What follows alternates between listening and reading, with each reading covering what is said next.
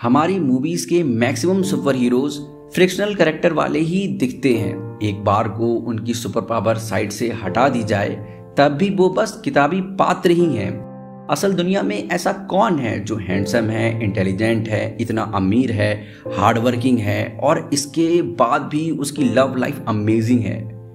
ऐसा असलियत में कौन है जो फिजिकली इतना कमजोर होने के बाद भी अपनी देश की आर्मी में जाने के लिए रूल्स भी तोड़ रहा है, पिटने के बाद भी उसका मोराल हमेशा हाई है।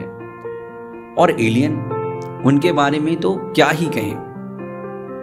पर पीटर पार्कर फ्रिक्शनल नहीं है। सैम रेमी का पीटर पार्कर सुपर हीरो बनने से पहले हमारी तुम्हारी तरह ही एक नॉर्मल कैरेक्टर है, एक लूजर है। उसका पिता किसी बड़ी कंपनी का सीईओ नहीं है, कोई देवताओं का राजा नहीं है और ना ही पीटर पार्कर में स्टीव रॉजर की तरह त्याग की कोई भावना है। सुपर हीरो बनने से पहले पीटर पार्कर का कैरेक्टर एक साधारण टीन की तरह फ्लॉड है। उसे अपने अंकल की अच्छी बातों पर गुस्सा आता है। वो पावर मिलने के तुरंत बाद किसी आतंकवादी ठिकाने को उड़ाने नहीं जाता।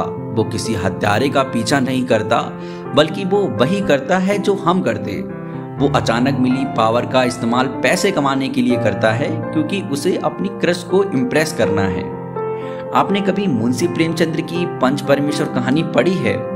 वैसे तो अलगू चौधरी अपने स्वार्थ के हिसाब से ही पंचायत का फैसला सुनाने वाले थे, पर पंच की कुर्सी पर बैठते ही उनका ज़मीर जाग गया, क्योंकि Remember, with great power comes great responsibility.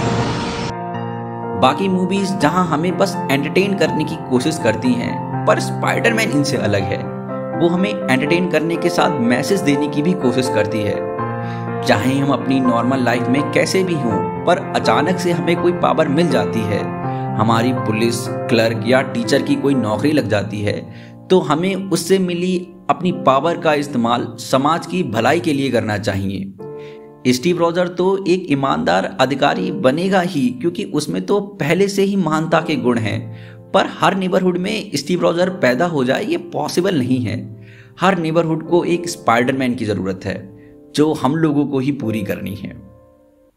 अक्सर कई सुपर हीरो के कैरेक्टर डेवलपमेंट की आर्क किताबी सी लगती है। उनमें गहराई की कमी होती है, उनके स्ट्रगल और कॉन्फ्लिक्ट फ्लैट से दिखते हैं।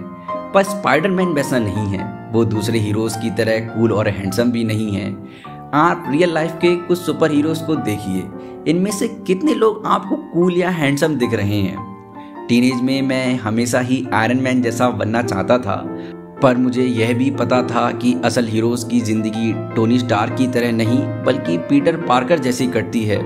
उसे अपनी जिंदगी के हर मोड़ पर सेक्रीफाइस करने ही पड़ते हैं।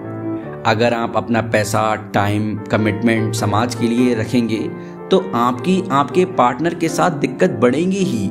आपके दोस्त आपसे दूर हो सकते हैं। आपको अपनी जॉब, अपने कॉलेज में भी दिक्कतों का सामना करना पड़ सकता है। आप शायद अपने माता पिता की भी वैसी सहायता ना कर पाएं जो आप एक स्वार्थी जीवन जीकर आराम से कर सकते थे। और इतने सारे सेक्रीफाइस करने की वजह से पीटर पार्कर स्पाइडरमैन बनना छोड़ भी देता है। पर ये मूवी हमें आंट मे के माध्यम से मैसेज देती है। I believe there's a hero in all of us that keeps us honest, gives us strength, even though sometimes we have to be steady and give up the thing we want the most.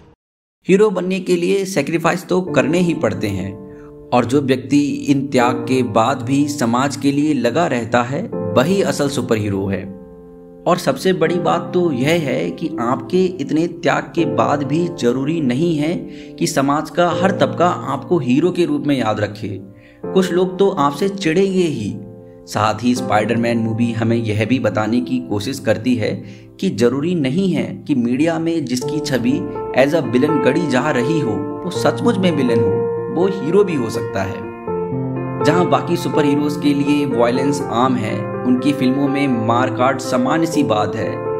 अक्सर super heroes अपने आप को law and due process से ऊपर मानते हैं, पर Spiderman वैसा नहीं है। अपनी 3 फिल्मों में स्पाइडरमैन किसी को जान से नहीं मारता है और अपनी अच्छाई से उन्हें ठीक रास्ते पर लाने की कोशिश भी करता है।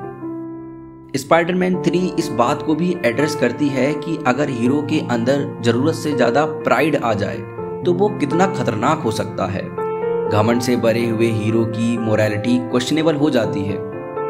वो पीटर पार्कर जिसे ह्यूमन इमोशंस की इतनी परवाह है, जो एमजे से इतना प्यार करता है, वो उसे चिढ़ाने के लिए ग्वेन स्टेसी का यूज करता है।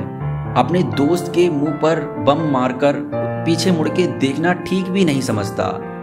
ऐसी स्थिति हमें असल जीवन में केजरीवाल के साथ भी देखने को मिलती है।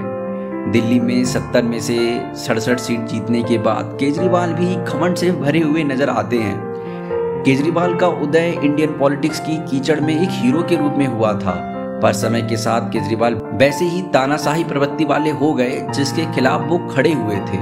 उन्होंने पार्टी के फाउंडिंग मेंबर्स को दूध में पड़ी मक्खी की तरह निकाल कर फेंक दिया, क्योंकि वो केजरीवाल की जी हुजूरी और तानाशाही के लिए खतरा बन सकते थे। स्पाइडरमैन एक ऐसी सुपर हीरो मूवी है जिसमें सुपर पावर निकाल भी दी जाए तब भी मूवी का सेंट्रल आइडिया बच जाता है।